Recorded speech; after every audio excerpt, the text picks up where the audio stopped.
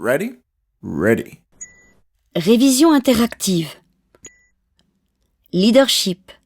Nous vous invitons à revisionner l'introduction pour mettre en relation tous les canaux expressifs. Prenez en considération les points suivants et en cas de doute, revoyez-les comme pile nécessaire.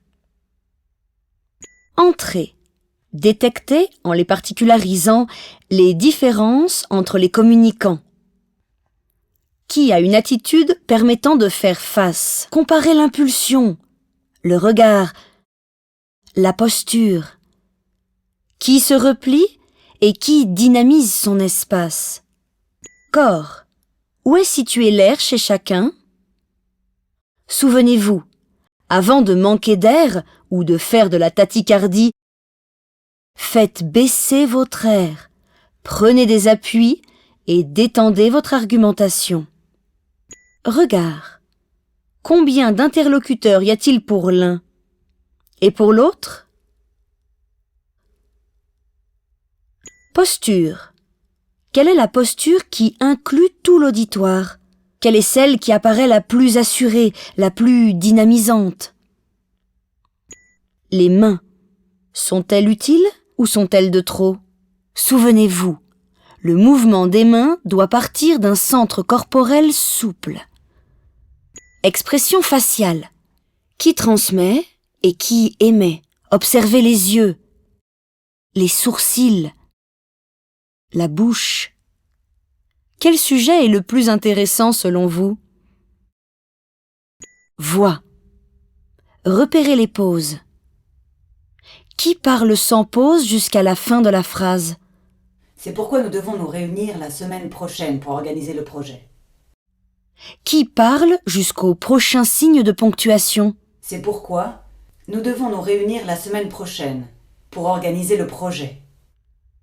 Qui sépare les groupes phonétiques et souligne le dernier mot? Inflexion. Repérez si les concepts clés sont suffisamment soulignés. Nous sommes en train de perdre de nombreuses opportunités. Et maintenant? Nous sommes en train de perdre de nombreuses opportunités. Tics de langage. Pourquoi abusons-nous des tics de langage? 3 motifs. Nous ne nous permettons pas de faire des pauses. Nous ne soulignons pas les mots-clés. Nous laissons l'intonation ouverte. Ne laissez pas l'intonation en point de suspension. Pour résoudre les défis... Fermez l'intonation des mots. Pour résoudre les défis. Accélération. Faites entendre clairement les signes de ponctuation et faites une pause pour séparer chaque paragraphe. Répétez ou expliquez. Qui parle de mémoire? Qui comprend et se fait comprendre? Espace. Remarquez comment on évite la dispersion dans l'espace en s'appuyant réellement de tout son poids et en soulignant les éléments clés auprès des auditeurs présents. Regardez comment on évite de rester immobile quand on incarne les idées et quand on change de position ou de zone à chaque changement de bloc thématique. Comparez. Qui commande qui? Évitez de rassembler tous les supports autour de vous. Ne soyez pas esclaves des objets, ce sont eux qui doivent être à votre service. Choisissez l'espace le plus approprié au sujet et aux personnes présentes. Structure. Séparez et faites ressortir le titre. Bonjour à tous. Aujourd'hui, nous allons parler des nouvelles lois.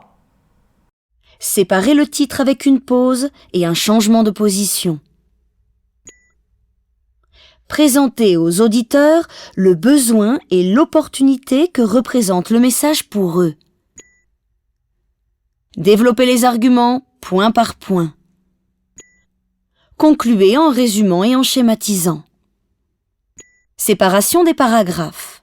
Remarquez dans quelle mesure vous pouvez compter les paragraphes de l'un et de l'autre grâce aux pauses et aux changements de position et d'attitude. Lequel des deux renouvelle son expression en changeant de paragraphe? Organisation du message. Pour organiser le message, créez un schéma et justifiez la réorientation.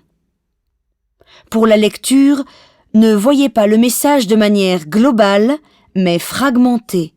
Permettez-vous de faire les pauses nécessaires pour trouver les mots et emplissez-les de sens. Attitude.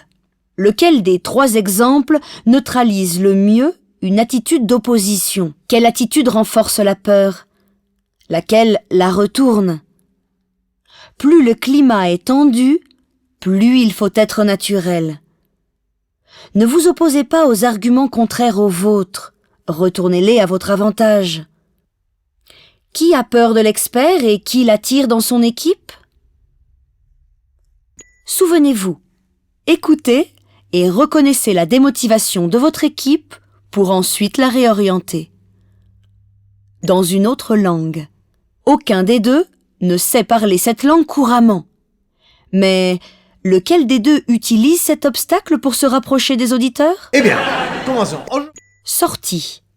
Revitalisez la façon de sortir en lui donnant un rythme stimulant et selon un projet indépendant du jugement de l'auditoire.